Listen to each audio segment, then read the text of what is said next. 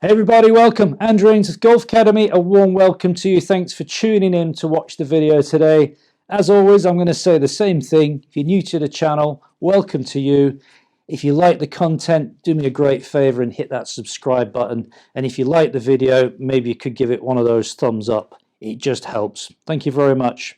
So today we've got some new Cobra product. Here in my Golf Academy, I fit for 3 companies. I fit for Ping, who are my #1 selling brand, and then I also do Mizuno and I also do Cobra, who are kind of, I guess my custom fit sales go about 50% Ping, 25% Mizuno, and 25% Cobra. Kind of how it works out, and I find that all those 3 brands work very well with each other. I've got a lot of different models covered within those ranges. So. New for Cobra, we've got some Aerojet stuff to talk to you about shortly. Aerojet's their new range of wood drivers, hybrids and fairways and irons we've got to show you. We'll do those a little bit later. But the one that I'm really excited about, which I know is not going to be a massive selling club, but it's pretty nice, is this new King CB MB irons. So these are what they would call more players irons. And what do they mean by that? I guess they mean the golfer who's maybe a better ball striker, could be a lower handicapper, not always, but someone who's not looking for distance, a golfer who's looking for more precision, feel, being able to work the ball a little bit. And this is a mixed set. I do love the idea of this. It's been around for a long time. But what we're doing here is we're blending some cavity-backed irons, and these aren't full cavity backs like you would call like a Ping G430, and muscle backs almost looking like a blade, and we would call them more blade-like. And what you're doing here is you're cavity backed in your long irons, say 4 to 6 iron, and then you're moving into your muscle back short irons, 7 to pitching wedge, and you're blending the 2 together. You can run all the way through in both of these, or you can mix them up, and they've also got a sort of a hybrid 3 iron, which looks great as well. Let me just scroll down, just run you through a couple of little bits and pieces. So the thing to tell you here is the progressive performance we talked about. So these are forged. So, you know, you can see this little video that's running at the moment. When they forge a club, they have a billet of steel which has been heated up, and then they hit it with a massive forge, which then starts to shape out the shape of the club, and then it's all ground by hand into this. It's a lot of craftsmanship. This is why you pay more money for a set of forged irons than you would for, say, stainless steel. The process is much more expensive.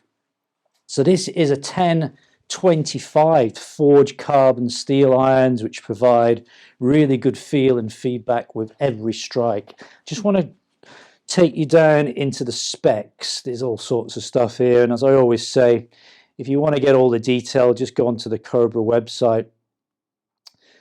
Here's the specifications. So these are the 4 clubs that are in their range this year: the King Forge Tech, the King Tour. These are more of the sort of the players side of it. There's other cavity backs as well, and I guess you could blend any of these if you wanted to, but it's interesting how they're measuring this in terms of what handicaps. And again, it's got to be open a little bit to interpretation. The Forge Tech, which is a hollow-headed club, 0 to 12. King Tour, Tour to 7 handicap. The CB and MB, they're saying Tour to 3. Now, slightly disagree with that. Doesn't mean if you're playing off 4.2, oh, I can't use these, I need to get down to 3. I've seen golfers who are 8, 9, 10 handicap golfers, maybe 12, who are just good ball strikers. Maybe don't have the short game skills or whatever to get down low, but let me put it this way. If you're looking for a club that's going to give you a lot of help and forgiveness, these ain't the clubs for you.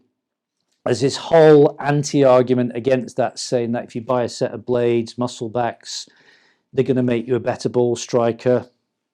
Maybe. I'll let you decide if that's right or wrong. Very little offset on these. Forgiveness is low. Workability is high. The loss, just to give you an idea, The 7-iron lofts on both of these are 34 degrees as compared to like the Forge Tech, which is 29.5, and the pitching wedge loft is 46. So then again, that blends in very nicely with wedge gapping. They do a gap wedge in these as well, which I'm guessing must be 50. Yep, and then you can go like 56, 60. So what I would call traditional lofts. Should we build one and go and hit some? Let's do it. Okay, first one we're going to hit is the muscle back. Have a little look at the muscle back here. Okay, really classic sort of shot. I'll give you some overheads as well and some close-ups of it. I'm a bit of a sucker for a blade stroke muscle back iron. I spent most of my life using blades like Mizunos and stuff until I got to a certain stage in my golfing life where I wasn't playing that much, so I needed a little bit more help. But I still love hitting the blade. I love the compactness of it. I love how there's hardly any offset on it. It's classic. Say 34 degrees of loft. I'm going to hit this and try and give you my honest opinions on it. I've got a KBS, I forgot, KBS Tour 90 in here, which I think is about a 95 gram, fairly lightweight shaft in stiff. So let's get in and hit a few with this, and then we'll try the CB. I've got a mixture of balls today that we're hitting, mostly Mizuno golf balls, a middle of the range, nothing too high, spinny. And I've got a flag set here at 157. Because of the loft here at 34 degrees, these aren't going to be long carries by modern standards, but I want to hit a couple and give you a bit of feedback. Look at that from above. Absolute classic.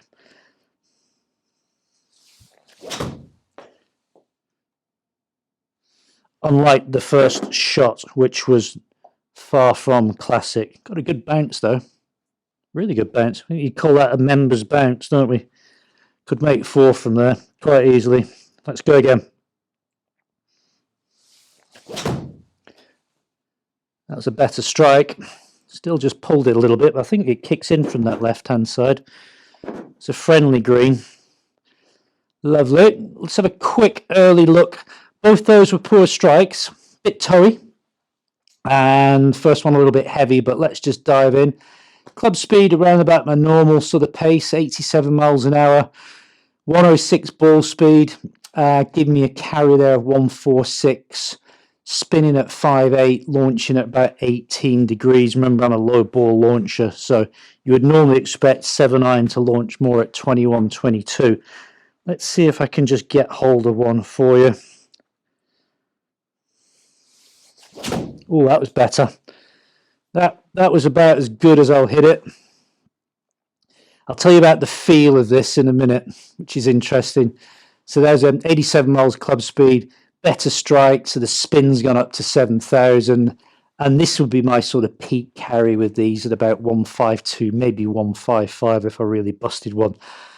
There's this whole debate, isn't there, about Forge clubs having a better feel, and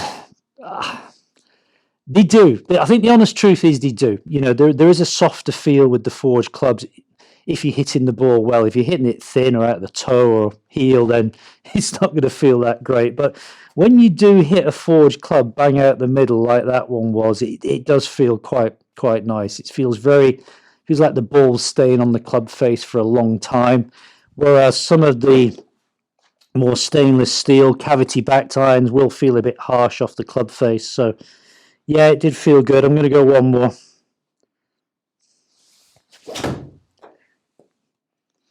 Again, sort of a 7 out of 10 strike. That one might get a good bounce off the fringe. Not bad. Ran out to 9 foot 8 inches. So that's the muscle back. That's the sort of harder of the two to hit. And you could have these in a full set. You could get these all the way through from like 3-iron to gap wedge if that's your thing. Price wise, we'll tell you a little bit about that a bit later. Let me just swap some shafts over here and we'll try out the CB. Be right back. Okay, I've got the CB in now, the cavity back. Have a quick close-up of this, and you can see from the shots I'm showing you here, it has got a bit of a cavity back on it. It's not sort of fully blown cavity hollowed out, but there's enough in there hopefully to give us a bit more help, certainly on those off-center strikes. I've got the same shaft in here. Remember, it's the same loft. It looks very similar from above to the muscle back. Let's hit it and see.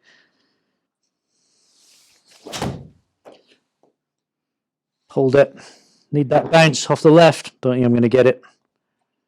It's trying. It's okay. A little bit of a pull. Operator error, as we call it in the business. Oh, that was a great strike. Oh, I just pulled it. Just pulled it. That was a great shame. These are going further. I don't see why they should. Maybe I'm just swinging it better.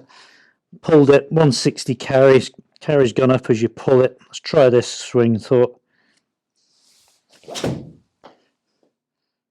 That's better. Just get a bit excited sometimes, don't I? And just start releasing the club a little bit too vigorously. 5-9 spin, 147 carry. Strike wasn't great. Am I finding this easier to hit than the muscle back? Well, it doesn't look like it, does it? That was better. That was a proper golf swing. That was superb. That was a great strike. Yeah, 157 carry, spinning at 6.2, launching at 17 degrees. Again, the ball just melts off the face there when you get it out the middle. Again, pretty good strike. Just turning these over a little bit, which is slightly annoying. Nothing to do with the club, more just me. What do I think? Is this a good option to blend sets together? Definitely. I mean, I didn't exactly prove the point there. For me, quite honestly, there wasn't a huge amount of difference in forgiveness. This was more about my golf swing doing what I wanted to do and hitting the middle of the club. I guess there is definitely a little bit more forgiveness as you get into the 4, 5, possibly 6 iron. I've been hitting 7 irons here, so I can see how this graduated blended set would definitely work. It's a great set of irons. I think for the golfer who's looking for this style of club, definitely worth looking at. Price wise, I'm not 100% sure yet because I haven't had an updated price list, but I did check online. I think for 7 irons in these, I think you should be budgeting close to £1,000. Sounds a lot of money, doesn't it? But forged clubs will cost you big money because they're just expensive to make. So you're going to see this from Mizuno, you're going to see it from Ping, anyone else who makes the forged iron. But it's definitely worth looking at. Cobra makes some really, really good golf equipment, and they don't get the credit they deserve sometimes for what they produce. They're owned by Puma, massive sporting goods company, as I'm sure you know.